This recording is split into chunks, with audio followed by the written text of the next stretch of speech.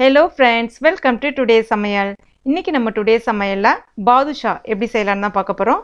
இது வந்து நல்ல ஜூசியா இருக்கும். அதே சமயத்துல உள்ள நல்ல லேயரா இருக்கும். இது செய்யிறது வந்து பாத்தீங்கன்னா ரொம்ப சுலபம். ஒரு 20 நிமிஷத்திலே இத நம்ம செஞ்சுட்டு எட்ட வந்துடலாம். இதை இப்ப எப்படி செய்யிறது நம்ம பார்க்க ஆரம்பிச்சிடலாம். முதல்ல ஒரு மிக்சிங் பவுல் எடுத்துக்கலாம். இதுல 1 கப் மைதா மாவு சேர்த்துக்கலாம். 1/2 டீஸ்பூன் பேக்கிங் சோடா சேர்க்கிறேன்.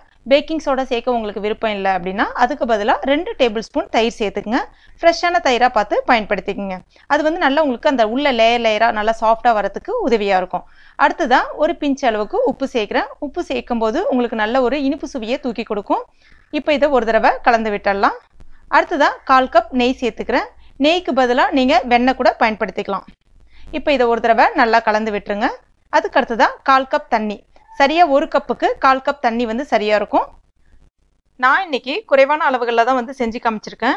இதுவே நீங்க நிறைய செய்ய போறீங்க அப்படின்னா கிராம் அளவுகளில் அளக்கிறத விட எப்பவுமே வீட்டில் இருக்கக்கூடிய எந்த கப்பாக இருந்தாலும் அந்த மாதிரி கப்பை பயன்படுத்தி நீங்க 1 கப் 1/2 கப்புன்ற அளவுகளை வந்து அளந்துக்கிட்டீங்க அப்படின்னா அந்த ரெசிபி வந்து சூப்பராகவே வரும். அதாவது எல்லார் வீட்லையுமே வந்து அந்த வெயிங் மிஷின் சொல்லக்கூடிய அளவுகள் அளக்கக்கூடிய அந்த மிஷின் வந்து இருக்காது. கப்பு வந்து எல்லார் வீட்லையுமே காமனாக இருக்கும். அதனால நீங்கள் அந்த மாதிரி பயன்படுத்தி பண்ணுங்க. இப்போ இதை பிசைஞ்சாச்சு. இதை நம்ம ஒரு 10 நிமிஷம் அப்படியே மூடி வச்சிடலாம். அதுக்கு அடுத்து நம்ம சக்கரை பாகு ரெடி பண்ணிக்கலாம். அதற்கு ஒரு பேனில் 1 கப் சக்கரை சேர்த்துக்கலாம். கூடவே 1/2 கப் தண்ணி சேர்த்துக்கலாம். இப்போ இதை ஒரு தடவை கலந்து விட்டுடலாம். இப்போ இது ஒரு கொதி வரட்டும். ஒரு கொதி வந்த பிறகு 1/2 டீஸ்பூன் ஏலக்காய் பொடி சேர்த்துக்கலாம். இப்போ இதில் ஒரு பிஞ்ச் அளவுக்கு குங்குமப்பூ இதழ்கள் சேர்த்துக்கலாம். இது வந்து முற்றிலும் ஆப்ஷனல் தான். இப்போ இதை ஒரு தடவை கலந்து விட்டுடலாம். இது வந்து சரியாக ஒரு கம்பி பதத்துக்கு வரணும். இப்போ பார்த்தீங்கன்னா ஒரு கம்பி பதத்துக்கு வந்திருக்கு. இப்போ ஸ்டவ்வை கம்ப்ளீட்டாக சிம்மில் வச்சுட்டு 1/2 ஸ்பூன் எலுமிச்சைப்பழ ஜூஸ் சேர்த்துக்குங்க. இது சேர்க்கறதுனால அந்த சக்கரைப்பாகு ஆறுனாலும் உங்களுக்கு அந்த சக்கரை வந்து கெட்டிப்படாமல் இருக்கும். இப்போ தொட்டு பார்த்தீங்கன்னா உங்களுக்கு 2 விரல்களால் இந்த மாதிரி இழுத்து பார்த்தீங்க அப்படின்னா அதுலேருந்து உங்களுக்கு ஒரு கம்பி மாதிரி வர ஆரம்பிக்கணும். இதுதான் வந்து சரியான பதம். இப்போ நம்ம ஸ்டவ்வை ஆஃப் பண்ணிவிட்டு இதை நம்ம மூடி வச்சிடலாம். அடுத்ததா மாவு வந்து பார்த்தீங்கன்னா நீங்கள் ரொம்ப அழுத்தி அந்த மாதிரிலாம் பிசையணும் அப்படிலாம் கிடையாது. ஒரு 2-3 தடவை இந்த மாதிரி உருட்டி எடுத்துக்கங்க. இப்போ மாவை இந்த மாதிரி பிரித்து பார்த்தீங்க அப்படின்னா உங்களுக்கு உள்ளே வந்து லேயராக இருக்கணும். இதுதான் வந்து சரியான அளவு. எப்பவுமே மாவு வந்து ரொம்ப தண்ணியாக இருந்துடக்கூடாது. இந்த அளவுக்கு அதாவது கொஞ்சம் திக்காக இருந்தால் தான் சரியாக இருக்கும். இப்போ எந்த ஷேப்பு அந்த மாதிரிலாம் இல்லாமல் ஒரு தடவை கையால் இந்த மாதிரி அழுத்தி தட்டிட்டு கத்தியால் இந்த மாதிரி 2ஆக வெட்டிக்குங்க. ஒன்று மேலே ஒன்று வச்சு மறுபடியும் இதை ஒரு தடவை அழுத்தி தட்டிட்டு மறுபடியும் கத்தியால் ஒரு தடவை வெட்டிக்குங்க. இப்போ வெட்டின பகுதி ஒன்று மேலே ஒன்று வச்சு மறுபடியும் ஒரு தடவை தட்டிக்குங்க. இதே மாதிரியே கிட்டத்தட்ட ஒரு 8லேருந்து ஒரு 9 தடவை பண்ணுங்கள். இந்த மாதிரி பண்ணுறதுனால உங்களுக்கு உள்ளே வந்து நல்ல லேயராக ஃபார்ம் ஆக ஆரம்பிக்கும். அதே சமயத்தில் அந்த சக்கரைப்பாகில் வந்து நனைக்கும் போது பார்த்தீங்கன்னா ஈஸியாக வந்து சக்கரைப்பாகு உள்ளே உறிஞ்சி உங்களுக்கு பாதுஷா வந்து ரொம்பவே ஜூஸியாக வந்து கிடைக்கும். இப்போ அந்த மாதிரி தான் நான் எடுத்திருக்கேன். அடுத்தது இது 2ஆக வந்து பிரிச்சுட்டு இப்போ ஒரு பக்கத்தை 4ஆக வந்து பிரிச்சுருங்க. அதே மாதிரி அடுத்த பக்கத்தையும் 4ஆக பிரிச்சுருங்க. ரொம்ப பெரிய பாலாவும் இருக்கக்கூடாது, ரொம்ப சின்ன பாலாவும் இருக்கக்கூடாது. இப்போ இதை எடுத்துட்டு உள்ளங்கையில் வச்சுட்டு 2 உள்ளங்கையாலையும் கொஞ்சம் அழுத்தம் கொடுத்த மாதிரி அதே சமயத்தில் இந்த மாதிரி சுற்றி விட்ட மாதிரி ஒரு 6லேருந்து 7 முறை இந்த மாதிரி சுற்றி விடுங்க. இந்த மாதிரி பண்ணும்போது உள்ள நல்ல லேயர் ஃபார்ம் ஆக ஆரம்பிக்கும்.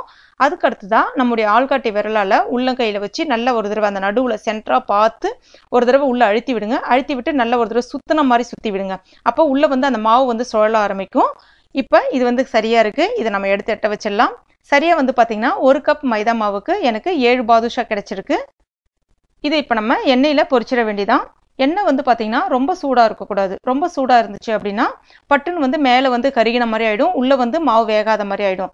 எண்ணெய் நீங்கள் ஊற்றிட்டு ஒரு 5 நிமிஷத்துலேயே பார்த்தீங்கன்னா எண்ணெய் வந்து வெதுவெதுப்பாக இருக்கக்கூடிய சூடுன்னு சொல்லுவாங்க இல்லையா, அந்த சூடு தான் இருக்கணும். அதாவது ரொம்ப சூடாக இருக்கக்கூடாது. மிதமான சூட்டில் இருக்கும்போது இதை நம்ம வந்து போட ஆரம்பிச்சிடணும். ஸ்டவ்வும் வந்து மீடியம் ஃப்ளேமில் இருக்கணும் கண்டிப்பாக. இது இப்போ ஒரு பக்கம் சிவந்து வந்த பிறகு ஒன்றா அப்படியே திருப்பி போட்டுடலாம். மறுபடியும் ஒரு பக்கம் வெந்து வர்றதுக்கு சரியாக உங்களுக்கு ஒரு 2லேருந்து 3 நிமிஷம் போல் எடுத்துக்கும். இப்போ பாருங்கள் நல்லா சிவந்து வந்துடுச்சு ஃபுல்லாகவே. இதை நம்ம எடுத்துட்டு வேற ஒரு பிளேட்டுக்கு மாற்றிடலாம். அடுத்ததாக இதை நம்ம சக்கரைப்பாகில் வந்து நனைச்சிடலாம். சக்கரைப்பாகில் நனைக்கிறதுக்கு முன்னாடி சக்கரைப்பாகு வந்து கொஞ்சம் மிதமான சூட்டில் இருக்கணும். அப்படி ஆறி இருந்துச்சு உங்களுக்கு அப்படின்னா மறுபடியும் ஸ்டவ்வில் வச்சுட்டு கொஞ்சம் வந்து சூடு பண்ணி எடுத்துக்கங்க. இப்போ இது மேலே மறுபடியும் கொஞ்சமாக அப்படி சக்கரைப்பாகை வந்து அப்படியே தூவி விட்ட மாதிரி விட்டுடலாம். இப்போ ஒரு 10 நிமிஷம் அது அப்படியே இருக்கட்டும். 10 நிமிஷத்துக்கு அப்புறம் மறுபடியும் இதை நம்ம திருப்பி போட்டுடலாம்.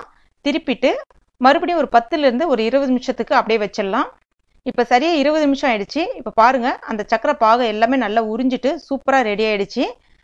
இப்போ நம்முடைய சுவையான பாதுஷா ரொம்ப சுலபமாக ரொம்ப குயிக்காக ரெடி ஆகிடுச்சு பாருங்கள் ஃப்ரெண்ட்ஸ். இது வந்து பார்த்தீங்கன்னா ரொம்ப சுலபம். எல்லா ரெசிபியை விட இதுதான் வந்து ரொம்ப சுலபம். நிறைய பேர் நினச்சிட்டு இருப்போம் இது செய்யறது கஷ்டம்ட்டு. உண்மையிலே நீங்கள் இந்த மெத்தடை ஃபாலோ பண்ணி பாருங்கள். இதே அளவுகளில் ரொம்ப அருமையாக வரும். நல்ல ஜூஸியாக நல்ல லேயராக சூப்பராக இருக்கும். கண்டிப்பாக இந்த தீபாவளிக்கு நீங்கள் ட்ரை பண்ணி பாருங்கள். இப்போ இதை நம்ம பிரித்து பார்த்துடலாம். இப்போ பாருங்கள் எந்த அளவுக்கு இது சுலபமாக உடையுது. உள்ளேயும் நல்ல லேயராக இருக்குது. நல்ல சக்கரைப்பாக உள்ளே நல்லா இழுத்துருக்கு.